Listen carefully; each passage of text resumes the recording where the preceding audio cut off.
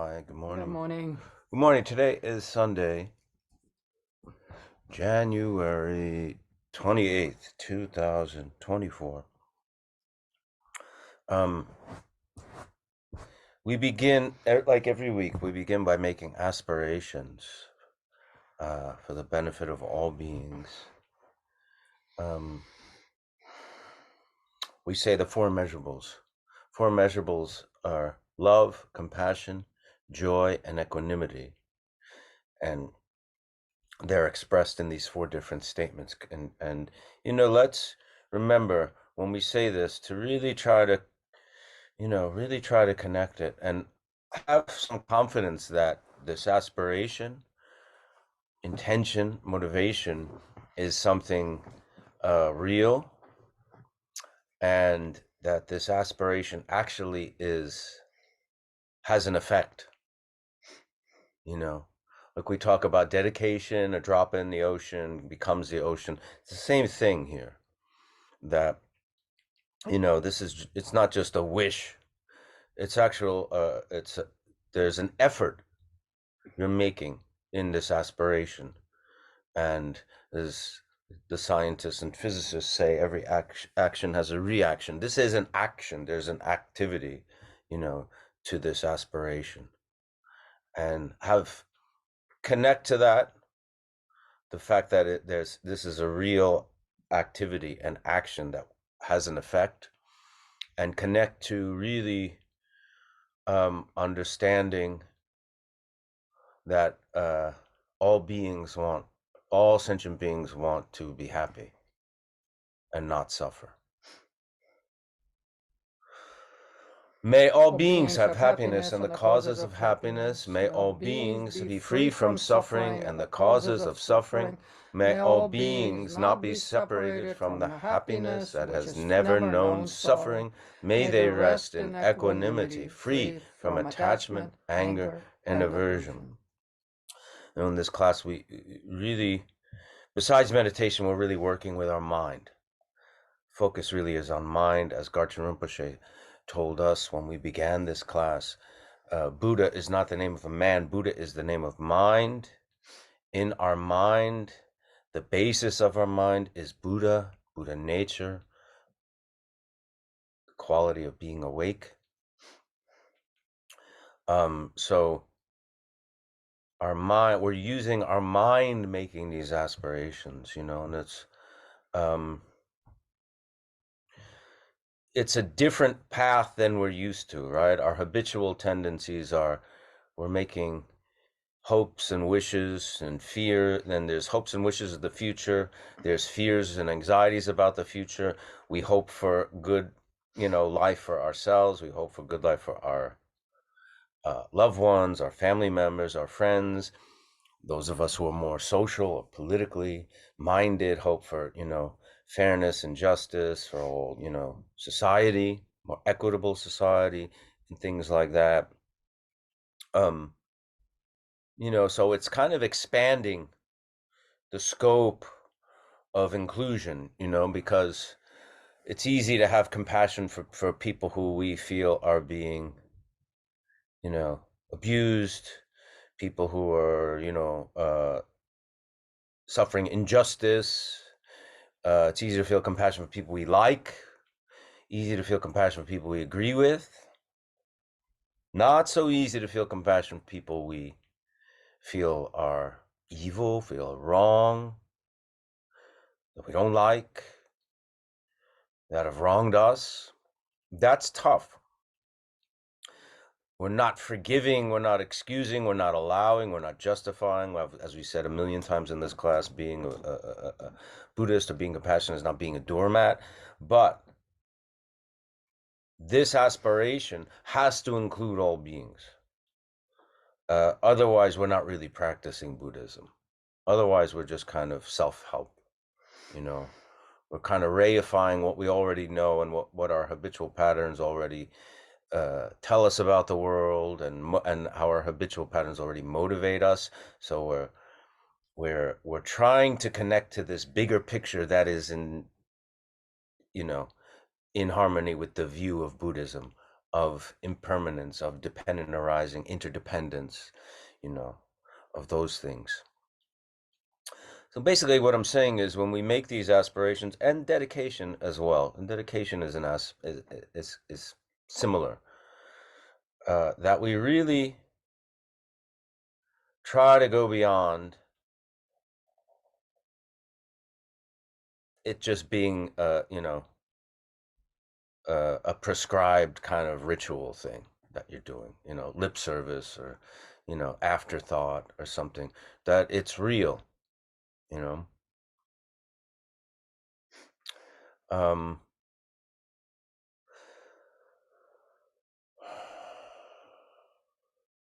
yeah, aspiration is very important because it's like setting your tuning your consciousness in a different way, you know because we're here because we want to grow, spiritually. I mean, I'm not talking about religion. I'm not talking about, I'm just saying these qualities that we think of as spiritual, right? Kindness, compassion, generosity, patience, you know, those things. We're here because we want to progress in those ways, and that takes, it takes change. And the only way we're gonna be able to um, progress on this path, take up this path, work this path, is with our mind. We're using our mind to kind of,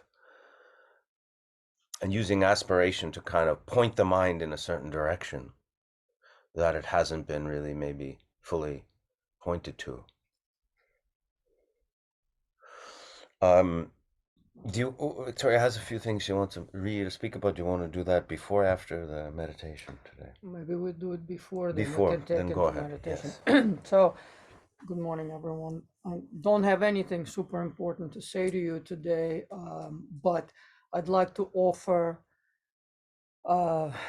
3 ways, practical ways, um, of dissolving difficult situations and working with our mind, which means working with our emotions, working with our concepts, with our perception, etc. So these are very practical instructions that we were handed down, that we were taught over many years by our teacher Garchen Rinpoche.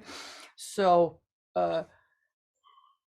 when meeting a difficult person or difficult circumstance, in Buddhism, we just say obstacle, okay? It could be in terms of people, it could be in terms of environment, it could be in terms of illness, it could be anything that impedes our passage, and where we get trapped with resentfulness or anger, or any kind of an afflictive emotion where the hook of the affliction hooks to that either person or situation.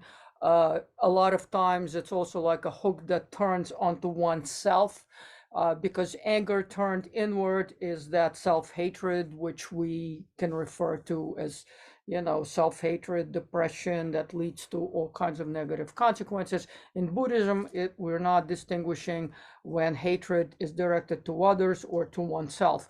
What's really talked about is reifying the other, or reifying oneself, and then putting that energy of the afflictive emotion toward the other or toward oneself. That's kind of basic ignorance and the afflicted seventh consciousness. The ego consciousness has these afflictions, and it hooks the object with those 5 hooks: anger or hatred. Could be also impatience and restlessness, when we don't have the don't have the patience, but could become something very, very deep, like hatred. Jealousy. uh, Ignorance is the core of all these things. Ignorance is at the basis of everything. Ignorance means, in Buddhism, not knowing of how things really are. It's not just not knowing that 1 plus 1 is 2. Uh, that's a different version of ignorance, and that's more of a kind of like an application of the basic wisdom versus ignorance. Uh, um, Arrogance, which is a form of ignorance, which makes us feel that the separation between self and other is so profoundly deep, and I am here and they are there. Arrogance is a very dangerous form because I think, especially as Westerners, we all have that. And what am I missing? Anger, jealousy, Pride. ignorance, pride or arrogance, and Attachment. attachment, desire, of course, are all of our addictions and things like that.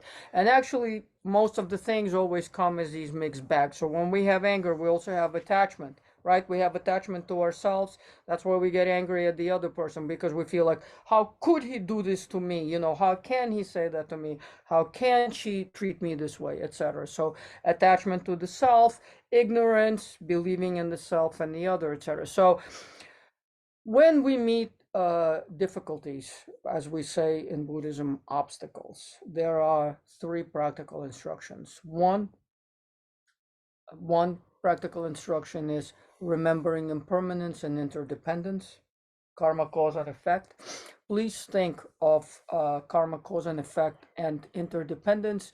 I think of it almost in quantum physics lines, because one atom moving here and now affects all, or particle affects all the particles through infinity of space, not just our world in a kind of a small cosmic way in our solar system, but one particle moving here through the energy I exude, through my mind, through my speech, through my body, affects everything. So think of karma, cause, and effect in the same kind of a way.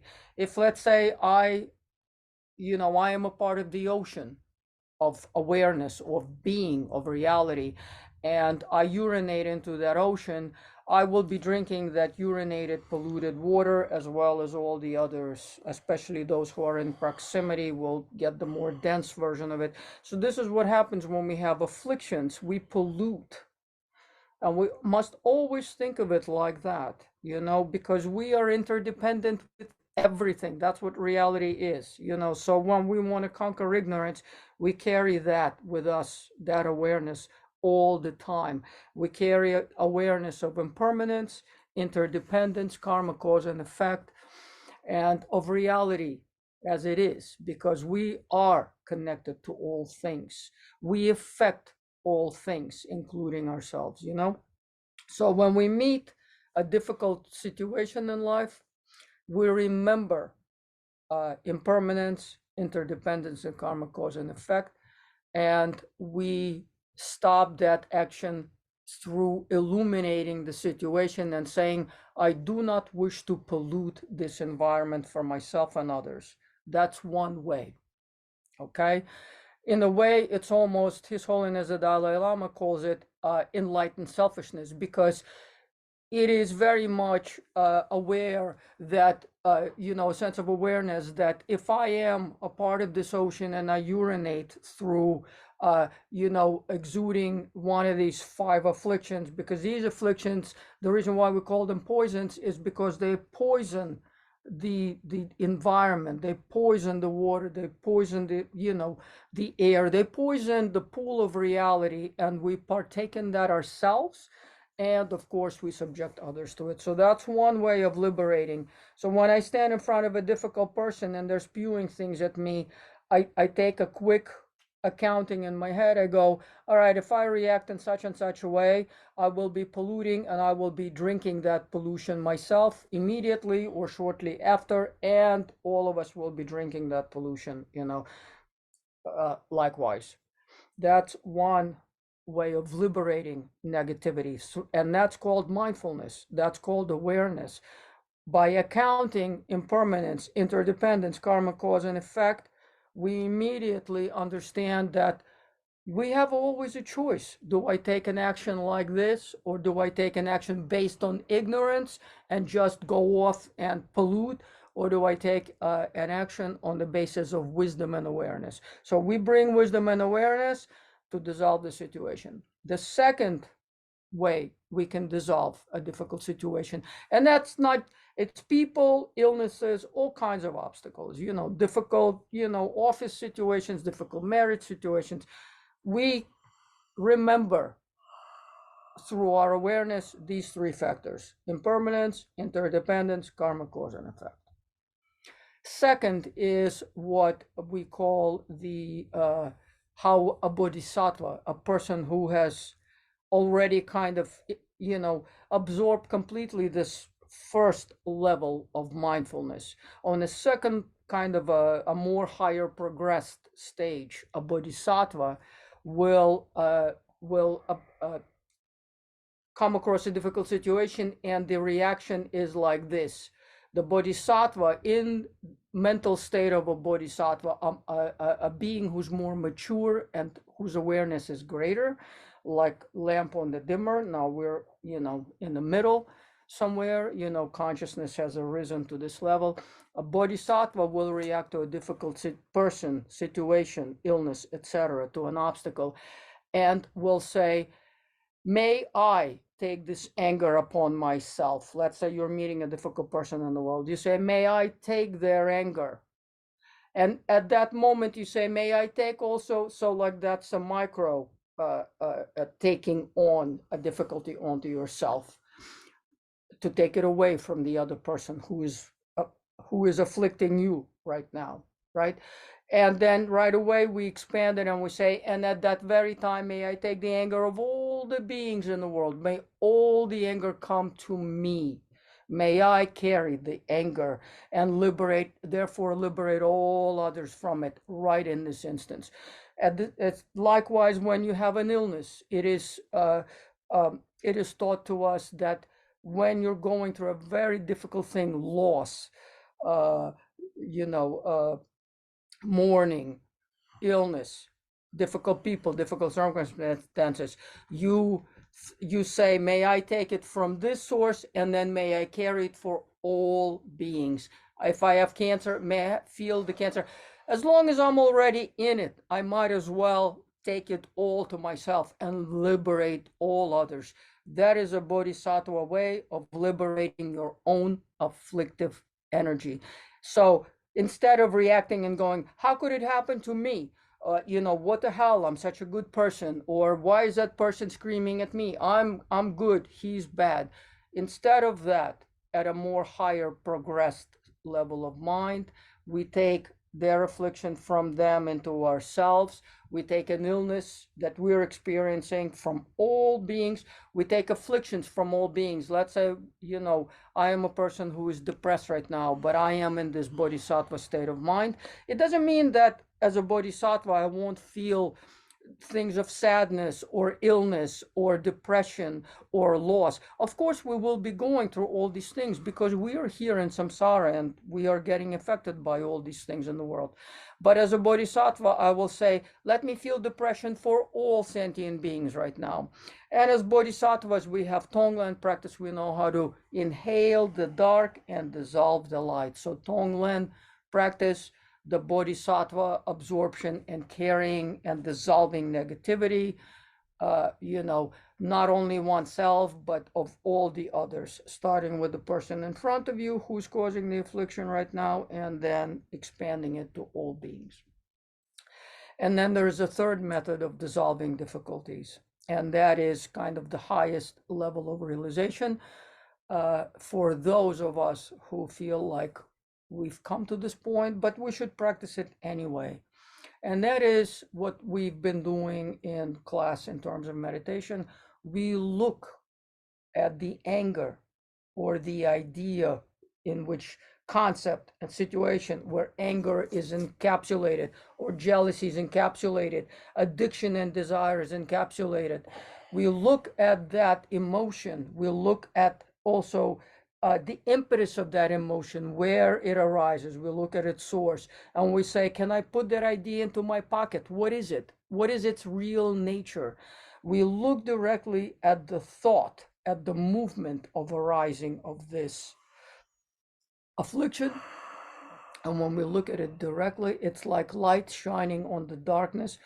It dispels, it simply by mind looking at what it's producing right now. You know, it's afflictive emotion, it's afflictive mental state. By looking with awareness onto that afflictive state, uh, it's like blowing at smoke. It's like a mirage. It dissolves on its own.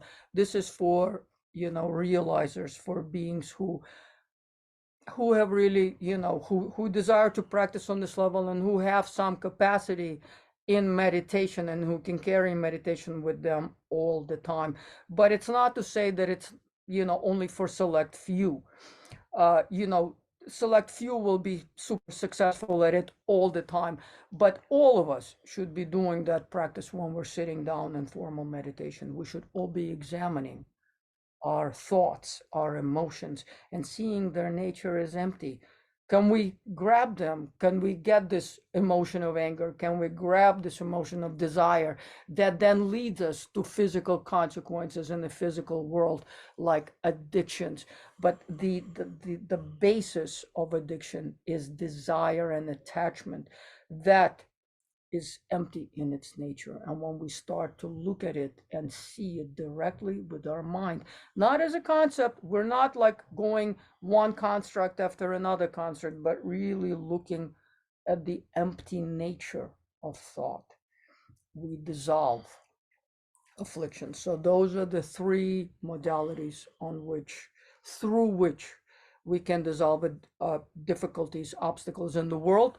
And also we take all these same things into meditation. So we analyze, we take these difficult situations into meditation, especially the third way of looking at the empty nature of the affliction. We take that into meditation, and that's a very good object for meditating on emptiness of affliction, and on meditating on the emptiness of the self, because the nature of the mind is just luminous awareness. It's not these little bubbles, the movement that arises on the surface. And also think of the bubbles and the movement from the quote we read last week, where Garchen Rinpoche says, think of thoughts also as the nature of mind. In essence, they are empty. They are like bubbles on the surface of the ocean, but they're impossible and inconceivable without the ocean itself. And they will arise on the surface and they will dissolve back into the ocean. Thank you. Okay, so let's meditate, you know, with that in mind, with what you spoke about, if that's, you want to incorporate any of what Victoria spoke of, or just, you know, just sitting practice, up to you. Those of you who are new, we have archived the first class of this year, January 7th, on the YouTube channel Meditation with Michael Imperioli. So that has a detailed review of the practice, which we don't do every week because so many of you are regulars. So if you haven't done, you should look at that. And otherwise, let's sit for a little bit.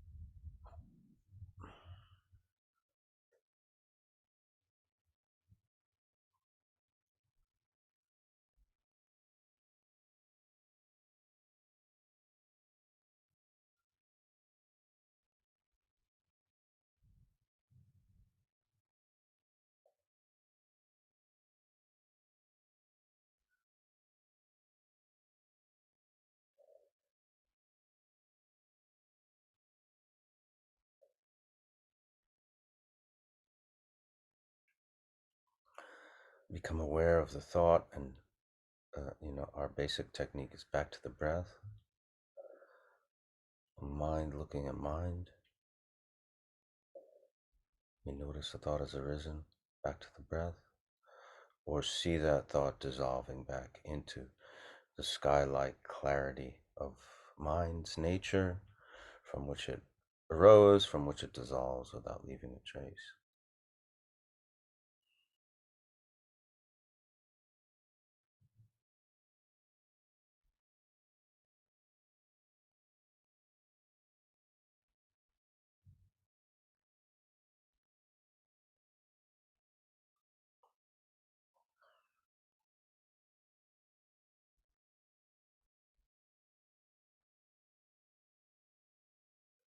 If you're having a little bit of difficulty with eyes open, the gaze should kind of follow the angle, bridge of your nose, resting on wherever it lands.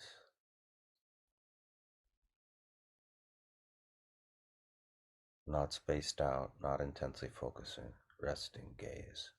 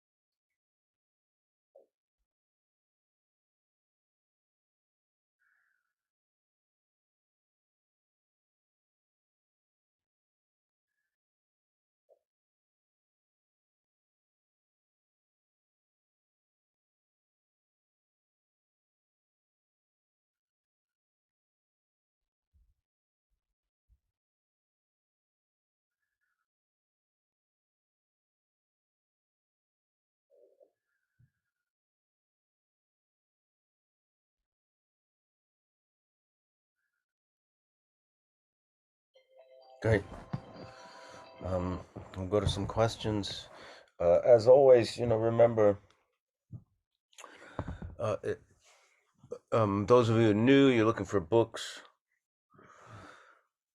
On the website, Solidago Productions website, there's a list of books. That's the website you use to register. Also, we always encourage you, those of you who are really interested in what we're talking about, um, if it's really of interest, to find an authentic teacher from an authentic lineage.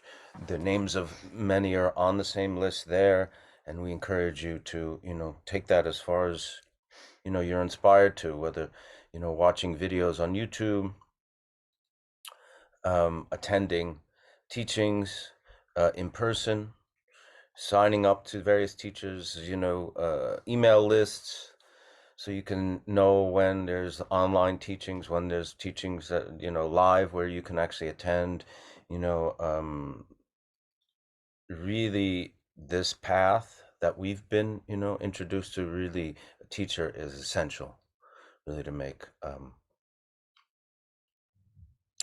you know, really to make progress on this path. So we always encourage that. And also what Michael is saying, a teacher with lineage, not a pedigree of some kind of academic nature or somebody who wrote a bestseller and things like this. What we're referring to is an uninterrupted lineage, where from the time of the Buddha, from the words of the Buddha in a very pure form, teachers have propagated the teaching of the Buddha in a very uninterrupted way, never rewriting Buddha Dharma that was given to us by Buddha Shakyamuni, but always commenting and bringing descriptions of their own experiences, but not just cherry picking little things here and there. There's a huge benefit of having a teacher who had a teacher who became enlightened, who had a teacher who became enlightened, etc., etc. We're speaking of lineage as beings who have become realized on the basis of Buddha Dharma. So that's very, very important. It isn't about it's suitable to me because it makes it easy for me because I don't have to do prostrations, or I don't have to take refuge, I don't have to believe in karma, cause and effect. That's not really Buddhist practice. That's something else. So just to keep that in mind, that we're not recommending academics or very bright and brilliant people, but we're talking about practitioners with attainment. That's why we never say that we teach the class, we're just a part of the group. We only try to convey the best we can the teachings of our teacher Garchen Rinpoche and other teachers with beings of that lineage. And another preface, really for people who are new, you may have certain questions about difficulties in your life and things like that, and um, this is not a quick fix, so I can't really give you pithy answers to, like, you're having this problem, here's a solution. It's like, what we're working with and introducing to you or sharing with you is a path. So we're talking to you from from the place of being on a path and working with a teacher and all those things. So it's not easy to just extract, here's the antidote for this situation, if you're not committed to some kind of regular spiritual path, working, meditation regularly, Dharma, reading texts and that kind of thing. So remember that, which is why we encourage, again, to make that connection with the authentic teachings from the authentic lineages that are teacher to student, master to disciple over, centuries and centuries, is very, very important. It's not a distilled kind of subjective version from someone who just is looking at it from the outside and kind of picking and choosing and formulating their own kind of ideas about the world. And if that's what you want to do, that's fine, but it's not the same thing. is what I'm saying. Yeah, and when we say teachers, we're talking about realized beings. They're not Yeah. popular cultural Not us. figures. We're not Yeah, teachers. We're fellow exactly. students. I mean, we're just, Yeah. students on a low hanging fruit, low branch. Yeah. Teaching a meditation technique is it's a simple kind of basic thing, you know what I mean? It's just like this is, the posture, this is the breath, this is a, kind of basic kind of working with the mind, with the thoughts. The actual teachings of the Dharma has to come through working with, someone who's Who has authentic. realization? Yeah. Yeah. Who has bodhicitta, who has true realization, who does not dwell in this kind of a karmic dualistic realm, based on I'm gonna do a bestseller and make lots of money. For realized beings are beings who live for our benefit to teach us and to take us out of suffering. So that's what is recommended. Okay. When was it in your life that you realized you were no longer a beginner, but Tibetan Buddhism was what became a part of your life? Well, I very much feel like a beginner. There's a big difference between where we're at and, like she said, realized beings, people who have dedicated many years to being in retreat and study. We're talking about commitment of lifetimes, or in Tibetan Buddhist point of view, many lifetimes. So when did what Tibetan Buddhism becomes a part of your life when you take refuge in it, when you commit to that path, right? So when did you say recognize it not only in you, is also around you, and you dedicated yourself, taking refuge, making this commitment and saying, I am going to take, because there is suffering, I am going to take refuge in the Buddha and the Dharma and the Sangha, and until I reach enlightenment, that will be my refuge. That's that moment, when you become a Buddhist, and that's the beginning of the path in a way. And I just want to add to that before you become a beginner practitioner, which is what we are, there's a preliminary stage to that. And that's called the four thoughts that turn the mind. It's when you really become aware of the life having a quality of like drinking salt water. No matter how many pleasures you pursue, they always turn in termination and, ending and suffering that follows after, etc., etc.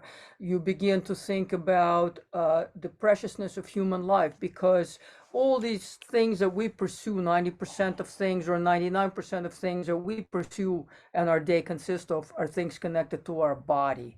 Where am I going to have my next meal? What bar am I going to go to?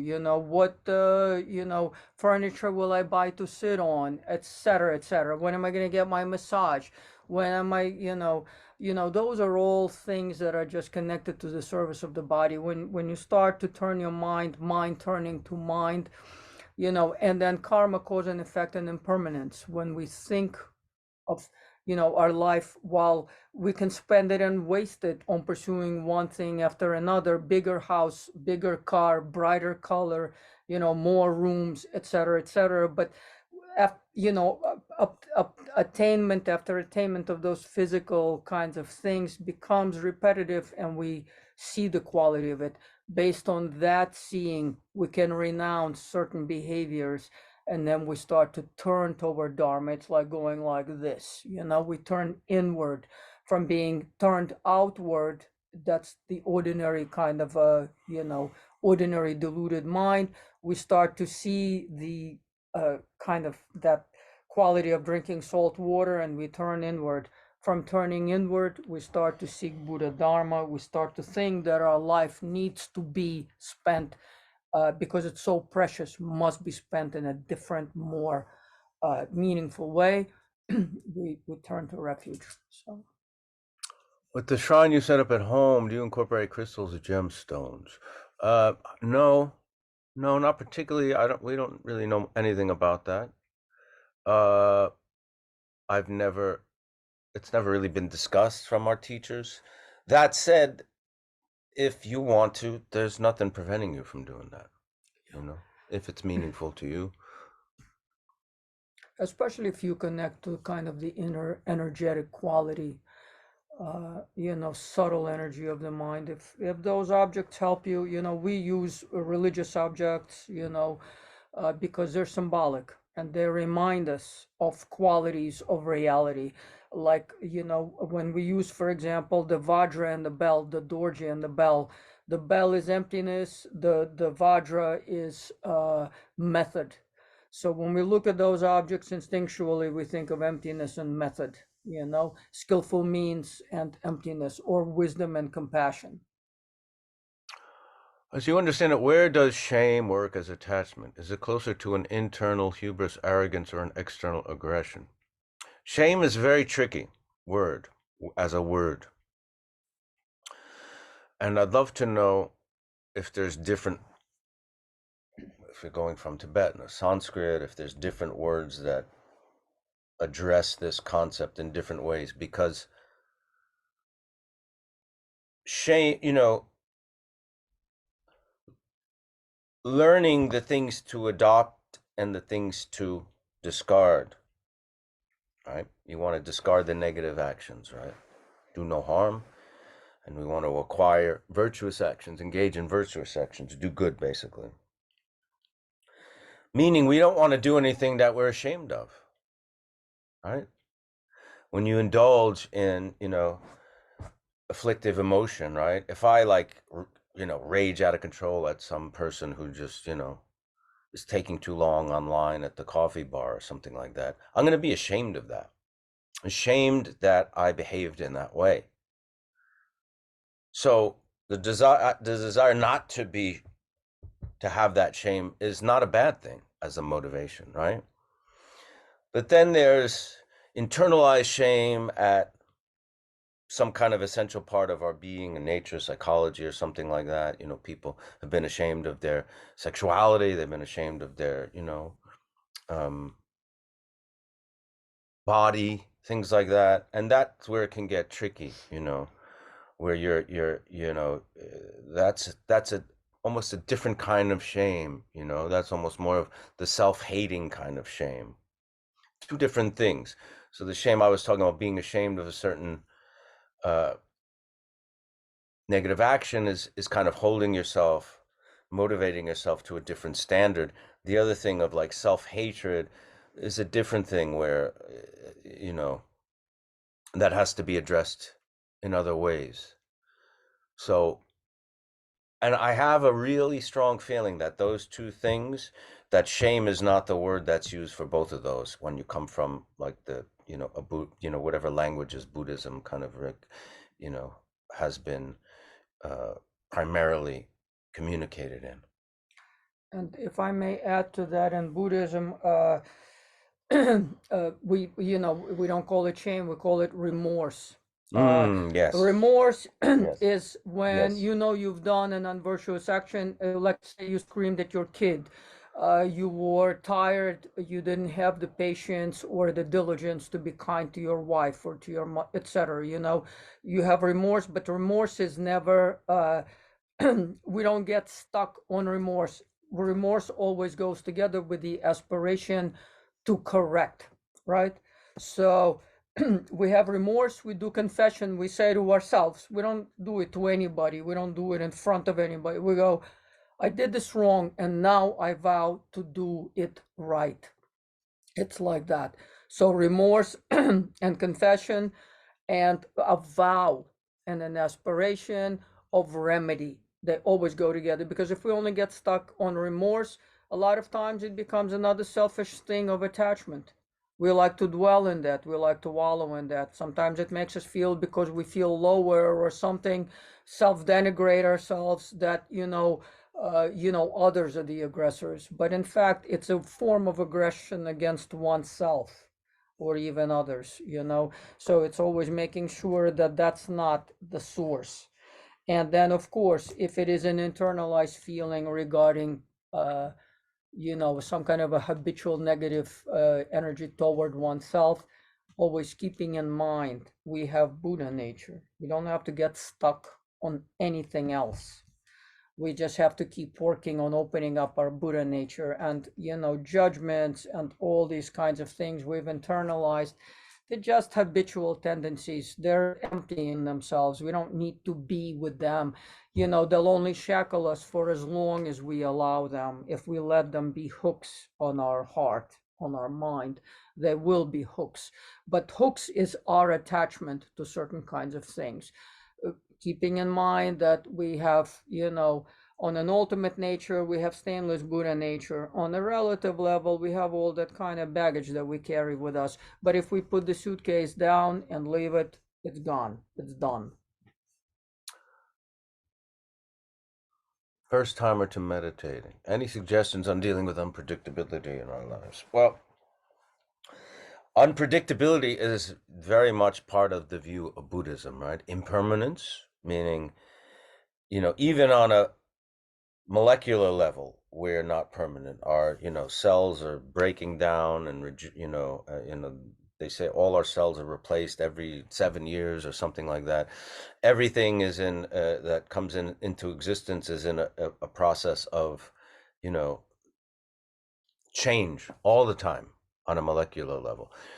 Life is completely unpredictable, absolutely. And I don't know if I'm going to make it till, sunset. I may die before the sun goes down today. There's absolutely no guarantee. It may not be likely, but there's absolutely no guarantee I am going to see tomorrow, right? But at the same time, this is directly related to the concept of shunyata, right? Dependent arising. Nothing is inherently existing within itself, which allows for limitless possibilities. It also allows us to not just be fixed in our own limitations, habitual patterns. It allows us the possibility of change, of progress. That very nature of unpredictability contains that potential for us to be Buddhas. Yeah, just making moment by moment meaningful. And, and how we do it is through being kind, by not acting or reacting through self-grasping of the ego and afflictions, but rather being on the side of wisdom and remembering to act in the correct way. List of suggested books, Solidago Productions website, Solidago. Also, I'm assuming you follow me on Instagram. That's probably how you heard about this. I often very much post, especially in my stories, many different teachers and teachings. And you can look up those teachers and their books and their videos on YouTube and their websites if they have them. Particularly good Instagram pages are Jangchub Norbu, JANGCHUB NORBU, and Pema Lotus.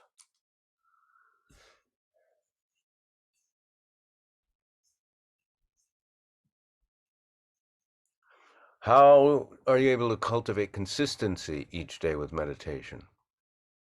I mean, that's commitment to making it it's very difficult to make any progress in anything unless there's regular effort. You know what I mean? If you want to get in shape, right? If you want to lose 50 pounds and, create muscle and be fit, and you're not fit, that's not going to happen working out once a month. It's going to take, regular exercise, changing your diet. It's going to take some kind of consistent, very regular effort. The same with meditation, same with, Dharma practice, Dharma study. And it also has to do with motivation. If you just remind yourself that just speaking in the morning, the four immeasurables, puts out this enormous energy of love out there into the universe. You're a part of the universe, say that those are most meaningful 5 minutes or 20 minutes of your life, of that day, and that can really help to make it steady. Pick a time that's good, make sure that it's time when you're not feeling stressed out. Get up a little bit earlier before your day starts, do it before bed, whatever works for you, and always do, the opening aspirations the bodhisattva vows, say the four immeasurables, do the meditation on reality or dissolving negativities, things like that, and then always dedicate the merit. It's a very meritorious activity. It is absolutely the most precious moments of the day that we can possibly have. There's actually nothing more than we could do that kind of tops, even when we're helping others. If we're not doing it in the right mindset, like what we do in meditation, we forget to bring that mindset to benefiting others. It's the result is meager. It's not the same. So meditation is one of these super important things, and it's not just sitting, being quiet, and staring into space. It's infinitely more intricate and important than that. It's your mind reconnecting with its Buddha nature and reality.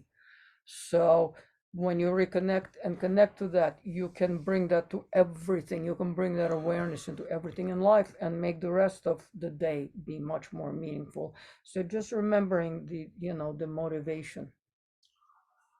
How do you keep yourself from being consumed with sorrow in times of war and turmoil? Um, you know,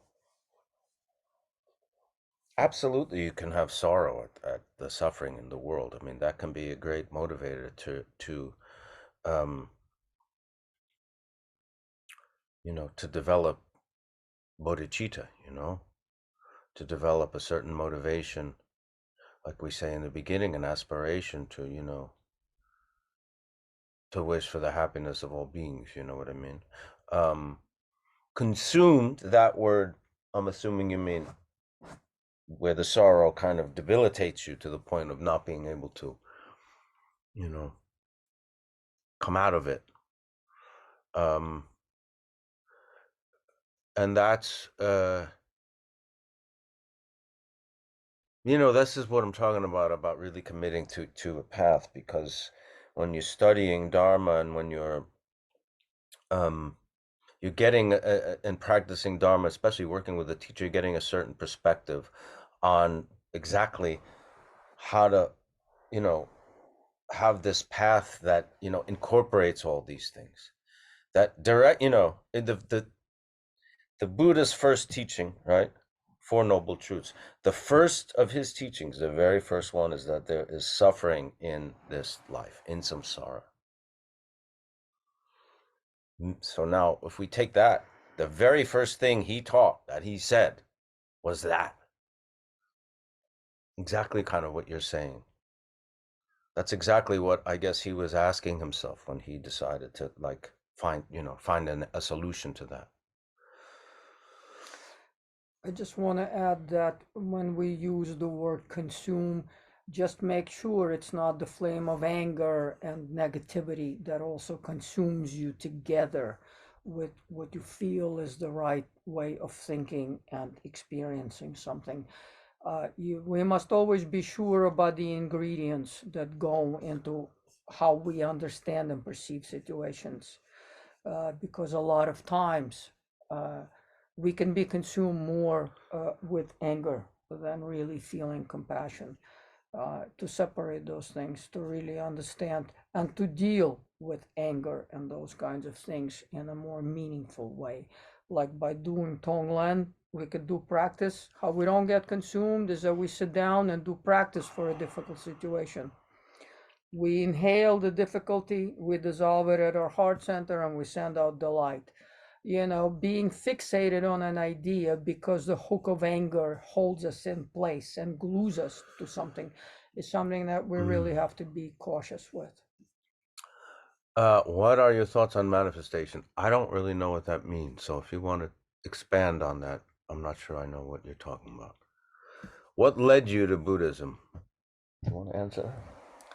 Uh, all of our friends always asked us, but at some point I said to Michael, we're going to die stupid and our life is going to be really meaningless. At that time, Michael was doing Sopranos. We were living high life, going out all the time, being, invited to all the, important things. But at the same time, being consumed by our addictions, being consumed by those kinds of things that the environment was sending us. And at some point, all these things become very, very toxic.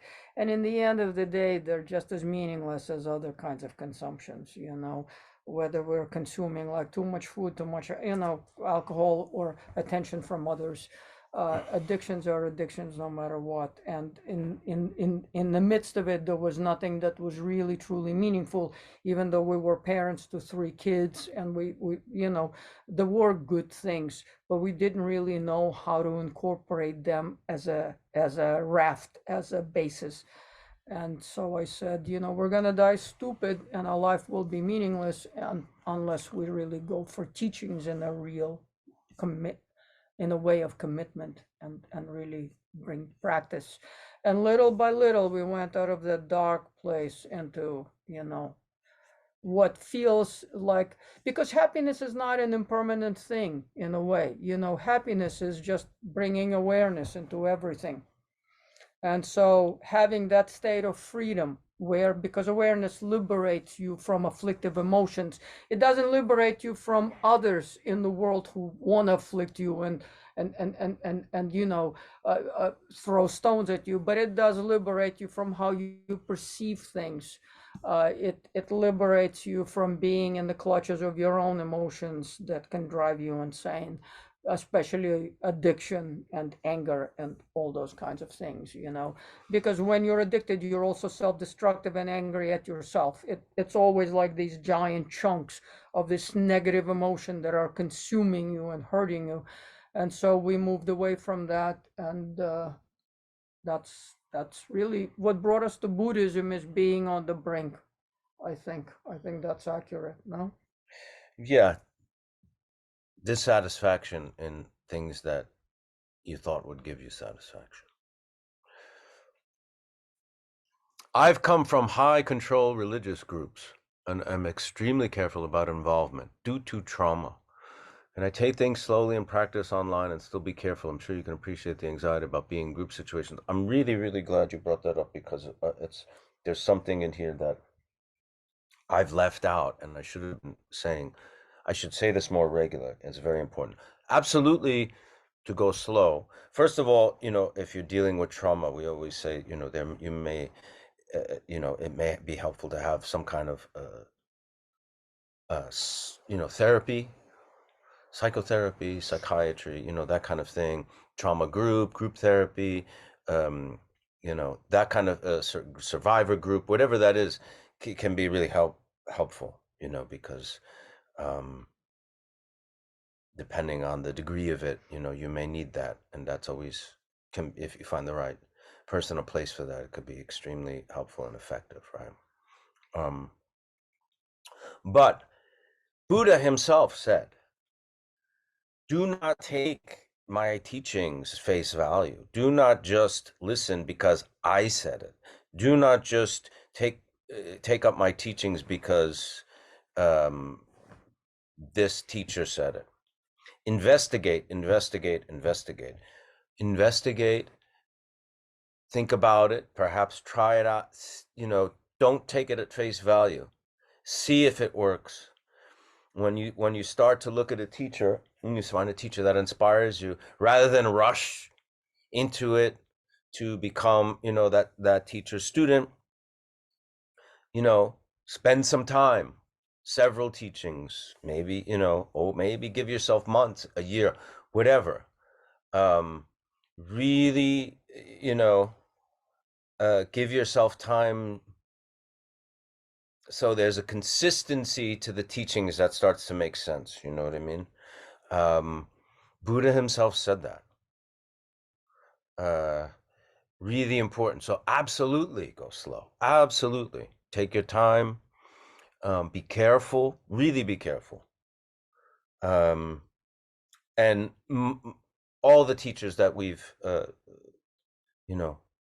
had the fortune to have teachings with said the same thing. Do not just say, we're not here saying Buddha said this, so you better do it, or absolutely, really investigate. Really take your time. Don't take it on face value. Don't take it because someone else say it. let it grow from within, let that inspiration be born, and maybe it won't. Maybe there'll be another, maybe you'll just say it's not going to work. It's really, I think it's very wise of you to bring that up, and I'm really glad, and I should bring this up more. Garchen Rinpoche always says, our teacher Garchen Rinpoche always says that think of a teacher, someone who has become enlightened, who is a teacher, someone who has great degree of realization, someone who's really changed on every level. The teacher can give you a map, which is what we call the Buddha. Like when we take refuge, we take the refuge in Buddha, Dharma, and the assembly, the Sangha, right? Buddha, meaning the teacher, gives us the Dharma. The Dharma is the map. So the teacher gives you the map because the teacher has gone to that place. The destination is enlightenment. It is us seeing and realizing our Buddha nature. That's the destination. The point of all Buddhist studies is to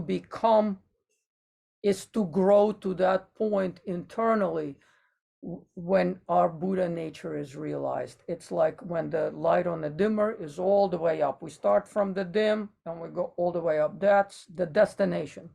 So the teacher, the guide, gives you the map, the Buddha Dharma. But Garchen Rinpoche always says, do not mistaken it for some academic or conceptual thing, but everyone has to take the map and go to that place, the destination of enlightenment, oneself. We have to reach our Buddha nature. We have the guide, we have the map, but we have to take the map, we have to take the teaching, we have to take the guidance, but go to our Buddha nature on our own. And therefore, in Buddhism, there are three ways of taking refuge, always simultaneous: inner, outer, and secret. On the outer level, we take refuge, in our teacher and all, in the Buddha, the teaching and the supreme, the assembly, the, others like our, practitioners, but on the inner level, we take refuge in our own, and on the secret level, we take refuge in our own Buddha nature. So that's very, very important. We never take refuge and worship a person and erect statues and things like this. Our teacher is the guide who has gone there. He will give us the map and he'll say, don't fall off the cliff over here, take this path like this, use these skillful means. But we really ultimately always take refuge in our own Buddha nature. Very important not to confuse in Buddhism worshiping a man. In Buddhism, we don't have that.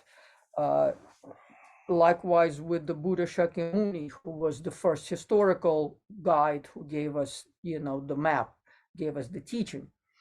And it's not about worshiping the person. It's about understanding the attainment, the achievement of reaching enlightenment. But you may not know if it's this person's a realized being. So in the meantime, you have to really kind of take your time and really, be careful. Be careful. Listen, see if it makes sense. Try it. Yeah. Try something. You have to really examine, because it's hard for some. We don't know this is a realized being. You can't take my word for it. You know what I mean? That only comes from, if you're later when you commit to a path and when it happens. Yeah. So in the meantime, yes, go slow. Yes, examine. Yes, doubt. You know what I mean? That's fine. And I can only give you an example of our own teacher, Garchen Rinpoche. I can say for certain, because of 15 years or so that we know him, it's a being who does not want anything from us. Of course, Rinpoche wants us to practice in order to attain and achieve enlightenment. That's maybe one of the things he wants from us. And he lives in order to do nothing else, in my experience, other than to teach. It's like a doctor who wants to cure. He wants to cure us of ignorance. He wants to restore our health. which is us arriving to our Buddha nature. He always says it from the very moment we took refuge with him. You're not taking refuge in a man, you're taking refuge in your own Buddha nature. Our teacher has always said that to us. But don't take our word for it at the same time. You have to find out for yourself. But those are the characteristics to look out for. If somebody's demanding things from you in the way of subservience, etc., those are the kinds of things to watch out for. A mark of a true teacher is someone who wants you to get to your destination of enlightenment.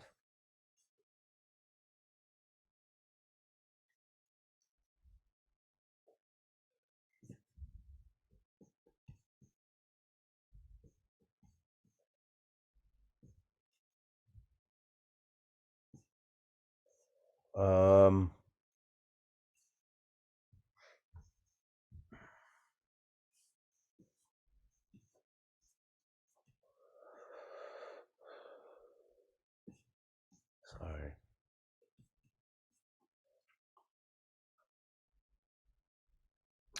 I have been struggling with afflictive emotions recently with family and at work, which are two of probably the most common places we find these afflictive emotions in difficult relationships.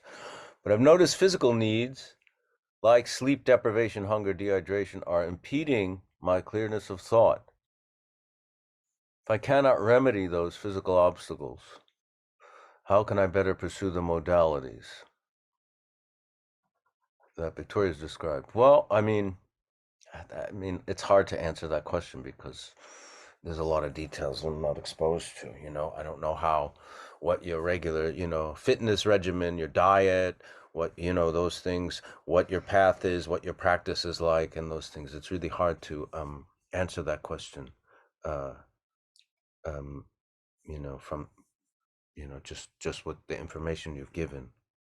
I mean, needless to say, we, maintain the vessel, the body, in order to do good practice. So it is our duty to maintain the vessel. But the emphasis is never on the vessel. The emphasis is on the mind. It's what kind of mind we bring to all kinds of situations. That's, the reason why we even have a body is so that, it's in service of the mind. Okay, last question, and then we'll close. This is for you, Victoria. Victoria said we should practice taking on the anger of all. Is that like embracing what is perceived as a negative emotion versus resisting that emotion? Taking on from others is a part of practice that's called Tonglen, that is connected to that middle level of bodhisattva mind, of the bodhisattva level of awareness. That particular practice entails understanding the fluidity of energy in the universe, of our own energy. The mind is not just concepts, it's energy, because emotions are not just concepts, they're energy. The energy of anger goes together with concepts that kind of like sustain and support that. In that practice, we inhale the difficulty of all beings, let's say in the form of anger.